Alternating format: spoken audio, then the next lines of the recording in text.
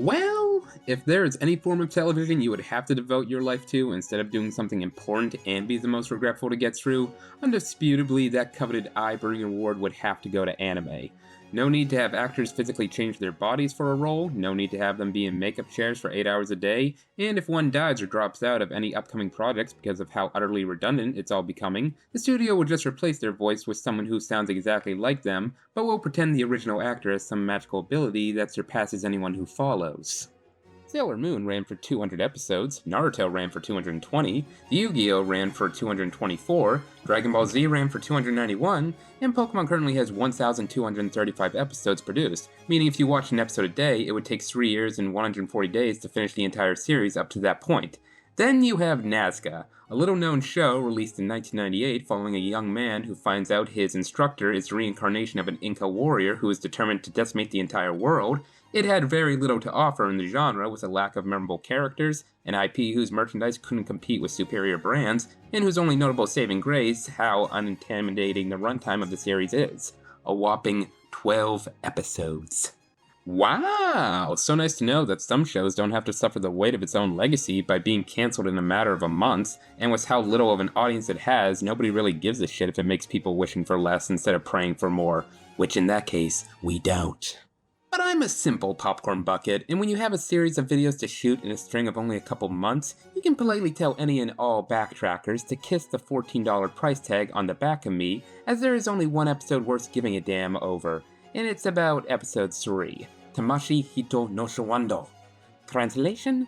Meeting of the Sleeping Souls, and it's for only 2, acceptable reasons.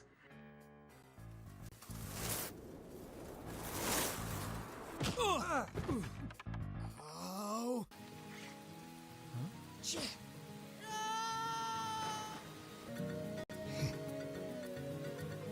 Yeah, great. So basically what I've been able to ascertain from this is that our first clip from whatever this is has some Poindexter hitting on some chick who isn't even an honorable mention in the top 100,000 hottest anime girls, only to be knocked off his block by some schmuck on a skateboard who, even in context of the show, doesn't offer much of any reason for him and his wannabe Chad friends to beat him up, other than it being a trope that has no hidden meaning behind it.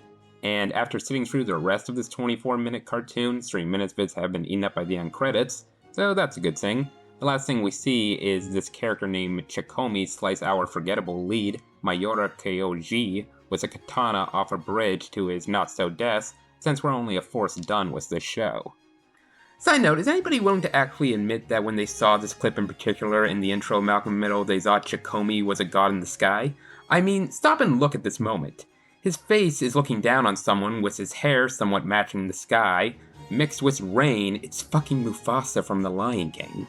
This, along with 1 million years BC, are the only 2 properties to have more than one clip in the intro, probably making them the parts from this movie and show the most watched moments. And honestly, it got me to thinking, how many of these shows and movies we were going to cover would have been forgotten not just without the age of the internet, but without constantly being flashed on screen even for a few moments. Now, I'm not saying after my short rant on the generic nature of watching through Nazca that I think it's a bad anime because it's only one episode and it was picked randomly in the show's run, but how often in shows prior to streaming do you watch one episode and it turns out to be the first in the series? Typically you should give it at least 3 before you make up your mind, but in Nazca's case, I did take a look and scan the previous ones very quickly, with there being no real point to stop and smell the roses. Because, having gotten the full storyline up to this point, I can tell you this, it just makes the experience feel the same, if not more tiresome, especially compared to its superiors. Or, well, at least what was once its superiors.